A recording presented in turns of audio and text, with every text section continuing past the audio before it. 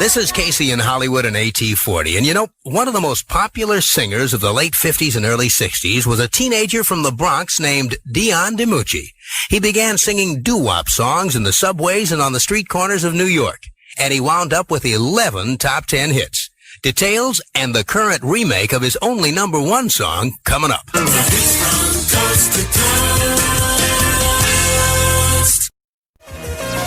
Hi, and welcome to American Top 40. My name's Casey Kasem, and I hope you're as excited as we are about what's coming up. You see, today we're doing a special show on AT40. We're doing the most exciting countdown that we could think of. A countdown of the 40 top artists of the rock and roll era. That's right. During the next 3 hours, we'll play key hits by the singers and musicians who've dominated the Billboard record charts from 1955 to right now. AT40's chief statistician, Ben Marichal, tabulated the rankings according to how many hits an artist had, how high they reached, and how long they stayed on.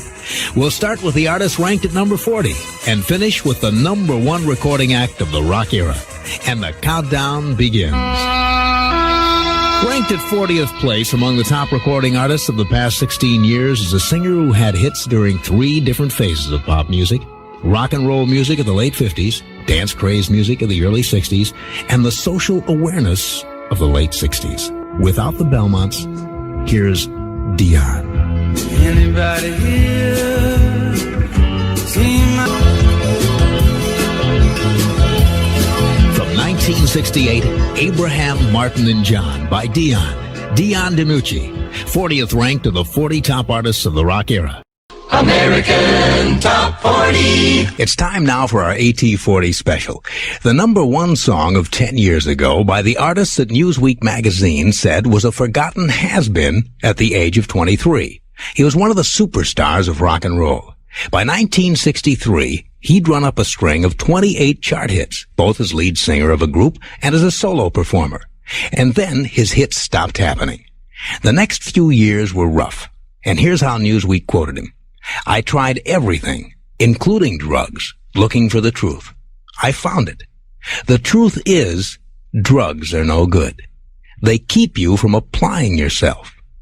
3 years ago, he made his comeback with a whole different bag of music. Abraham, Martin, and John.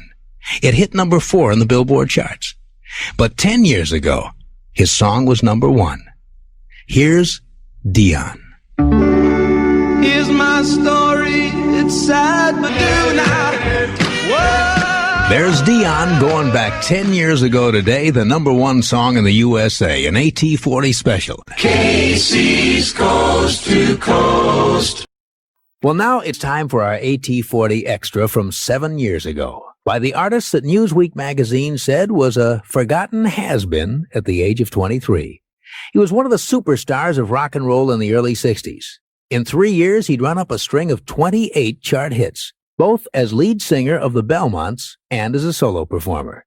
Then suddenly he stopped having hit records. It was a long drop for Dion DiMucci, and the next few years were rough. Well, in 1968, 5 years after his last top 40 hit, he made his comeback. He made it with a song that was very different from the romantic teen love songs that had made him a star. It was a social comment on the assassinations of 3 of our national leaders: Abraham Lincoln, Martin Luther King, and John Kennedy.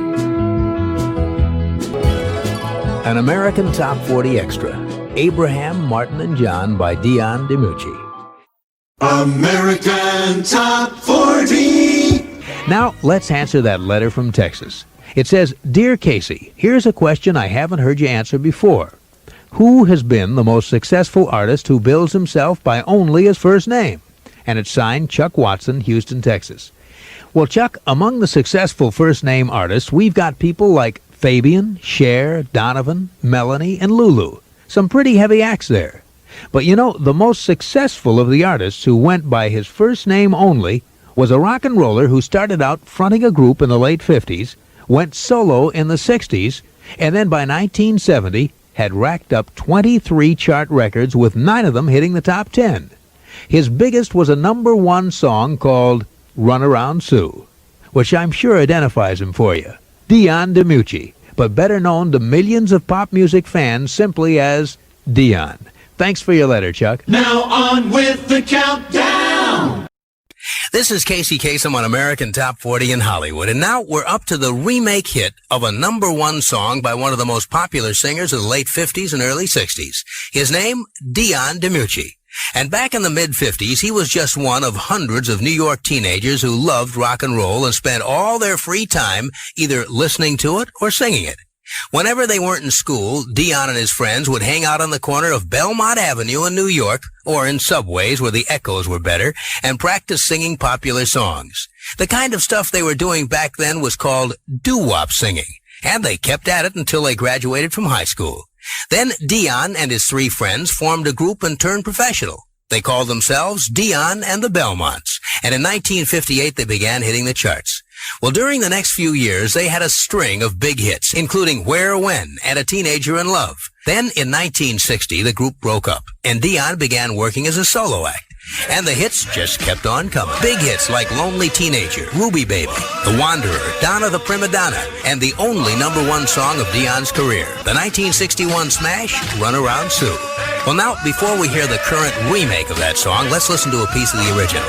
From 16 years ago, here's Dion DiMucci and Runaround Sue. Listen, people, what I'm telling you. That was one of the most popular teen idols of the 50s and 60s, Dion DiMucci. And this is one of the most popular teen idols of the 70s. At number 14, here's Leif Garrett with his remake of Runaround Sue. This is Casey Kasem in Hollywood, counting them down on AT40. We've got 27 hits to go on our way to #1, so stay right there.